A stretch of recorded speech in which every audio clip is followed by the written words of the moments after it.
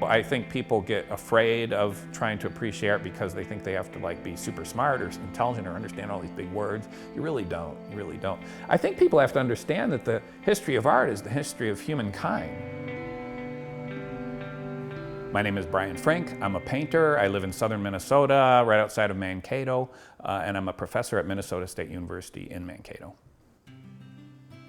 Building a relationship with art, if you're not an artist, is pretty much the same as if you were an artist, except for the making part. You know, you're not making it.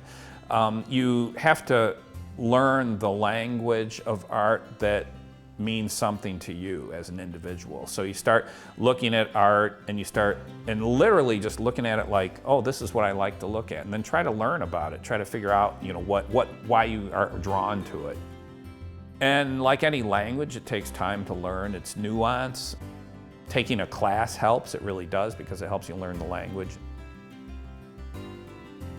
I consider myself a painter. So I make paintings, I make drawings, and pretty much work flatly. I use oil paint, I use acrylic paint, I use watercolor, I use gouache, pencils and pastels, and pretty much anything that makes a mark. For me, I make my own stretchers and stretch my own canvas and then prime it and size it. My content, the stuff I paint and draw, is generally related to the landscape. I take great inspiration from looking at trees or the moon or the sun or whatever. I don't look at the sun that much, but just being in nature and being in the environment is important to me. My interest in water with my work goes way back to, I grew up right on a river. I spent a lot of time just sitting on the river looking at the water go by, waiting for something to happen.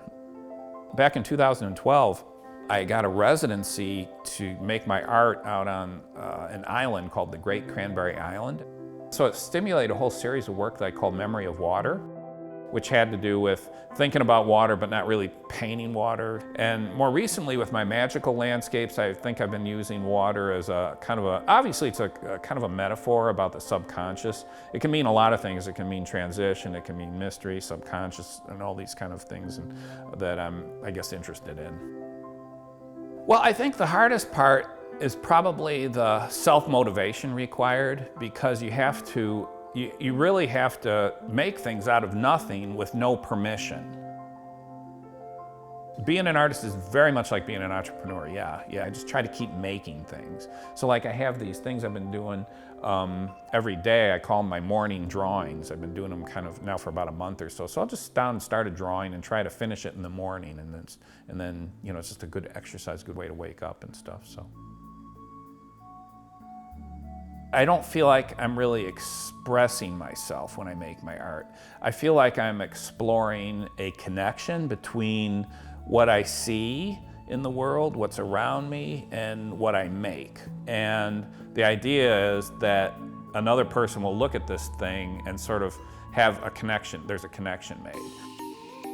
I kind of think my work has a real populist appeal in some way. I mean, it's very abstract, but it's not like that severely abstract. When people come up and talk to me about my work, they're going to just tell me stories like when they were out camping, or when they were walking through the woods, or when they were walking down the road, and they make these really interesting connections to their own life. And of course, it has nothing to do with what I was painting. And so I think that's the strength of a work of art, is it creates metaphorical connections. I think a work of art should be very sort of open to interpretation, because then the person can place their own experiences within that. You know, it creates a different kind of meaning, I think, so.